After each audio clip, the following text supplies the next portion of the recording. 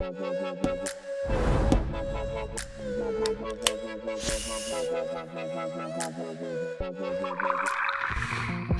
speaking to Leilani and getting her insights on how Costa Rica are dealing with isolation, I thought I'd speak to another Rip Curl team rider, Ayssa Spencer, and see how the United States are coping with the lock-in.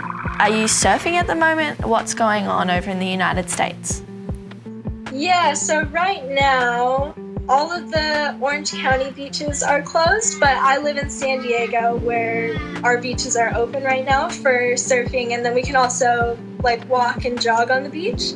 So it's been so nice to have all of our beaches open, and we're really, really lucky that we're able to surf. So I've been very lucky with being able to escape and get into the water. Yeah. So surfing is all about momentum, not just in the water, but also in competing. And last year you were one heat off qualifying. So you came into 2020 with great momentum, but now we're currently on hold until potentially next year or till the end of the year. We're not really sure what's going on.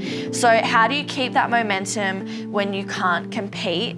You know, coming off of last year with missing out by one spot, I was definitely super bummed out that I was so close, but at the same time, it kind of gave me that confidence to know that I could compete with those girls and everything. So that gave me a lot of confidence going into this year. And yeah, I started off the year with one good result in Australia, and then they called off all the events for who knows, we don't really know how long yet.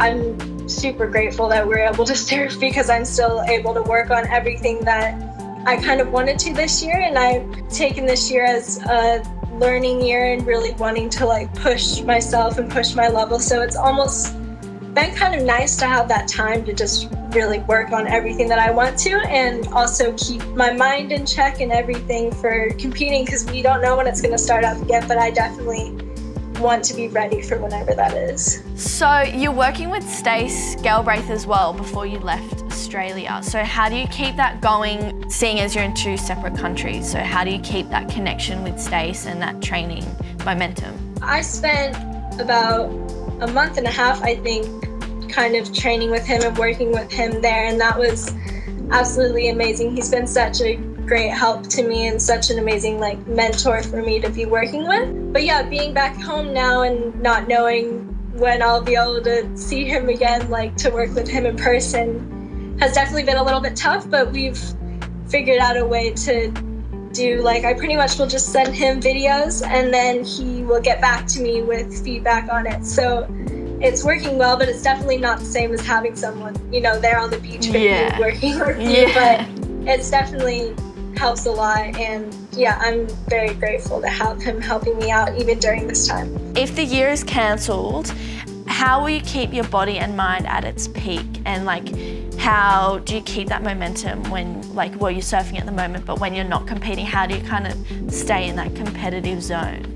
I've always been a really competitive person, so it's been sort of easy for me to turn that off and on, I feel like. And since I'm still able to surf, it's nice to still be able to do that and have that part where I can almost run little mock heats in the water, or do 20 minutes of, surfing maybe I'm in a heat, or just kind of keeping my mind still going with the competing.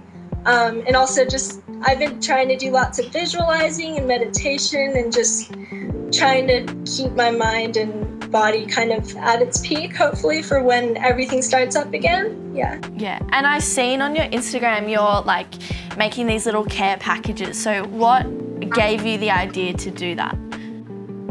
Yeah, I've always really liked helping other people in my community, and I've always been trying to find ways for myself to get involved. And with traveling, it can be so hard to, stick to a volunteering schedule or whatever. And this was just a really cool opportunity for me to help other people who need it most right now. So yeah, I've been doing one shop every week, going to the grocery store and making about 12 little grocery bags for families in need. That's really cool. And Whilst you've been in isolation and with the exception of surfing, what's the one thing you've really missed doing?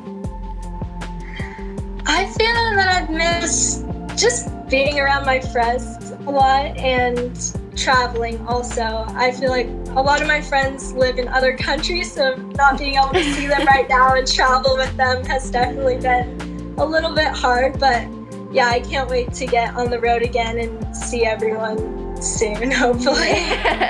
Well, thanks so much for chatting to us, Ayssa, and hopefully I'll get to see you soon, and I'm sending all my love your way. Yeah, thank you. You too.